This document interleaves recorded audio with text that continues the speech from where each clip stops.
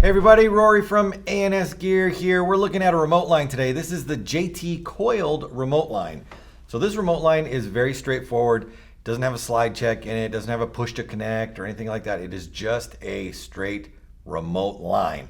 So why would you need a remote line? A couple reasons you might want a remote line. A, you don't like the weight of the tank on your gun and you'd like to move that somewhere else and make your gun lighter. You can wear this in specifically designed packs or harnesses, backpacks, all sorts of vest setups where you can move the tank from the gun and onto your body to make the gun setup lighter. Gives players that are younger that might not be strong enough to hold a whole gun setup all day long, again, reduces the weight for them as well. Plus, a lot of people just like to have a little bit of different mobility when it comes to their gun. And if you are playing games that tend to last hours at a time, if you're playing big scenario events and the weight of the gun is just after an hour, hour and a half gets to be too much, take the tank off and put it on your pack. Again, it's really about making the tank or the gun setup lighter, moving it over if you're doing that. All right, so let's talk about a remote line. This is the JT Coiled remote line. As you can see, it is coiled in the middle.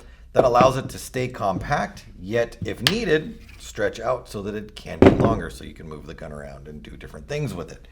If you're not sure how a remote line works, let's get into a remote line real quick. So a remote line has two ends to it. It's got the end that goes on your tank, and it's got the end that goes to your gun. Now, as this remote line ships, and as with most remote lines when you get them, there are actually two different pieces at the end that goes to the gun. And you want to remove them or disconnect them before you do your setup. So there's a little release right here. You're going to pull the collar back and pull this section out. This section we'll talk about in a minute. First, let's talk about this over here. So this is the part that's going to attach to the tank. This is called the UFA, Universal Fill Adapter. This screws onto the bottle. Now we're going to assume that the bottle is full, okay? Before we screw this all the way in, we want to make sure that our on and off is in the off position, which is the screwed out position. We do that first, and then we screw the tank all the way in. All right. If we left this piece down and we screwed in our tank, as soon as that valve got depressed inside there, gas would come through and it would start spraying out the end of our hose and start whipping around, and you could possibly hurt yourself or someone else. So we bring the valve all the way up. So therefore, when you screw the tank in, no gas comes out. So this is how we're going to leave this for a second here. All right. Next, we're going to come back to this piece. This is called our reducer. This is going to go into our gun. It's going to go in just like that. All right, just screws right in. This is where you would normally screw your tank into. This piece goes in there instead.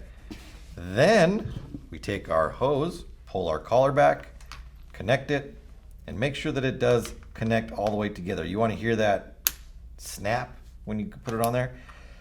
That way you make sure that this is connected, and when we gas it up, this isn't going to come flinging off as well. All right, from this position, we would have our loader on with our paintballs. We'd be ready to go out and play. We would screw this down, turning the air on, basically, letting the air go through the hose and into the gun. We'd go out and play, blah, blah, blah, whatever we're going to do. When we are done and we want to take the gun off of the hose or set it down because we want to take a lunch break or whatever, we would come back to our tank. We would lift this up so that, again, turns the valve off inside of here, but we still have air pressure that is all the way through this entire hose running into our gun.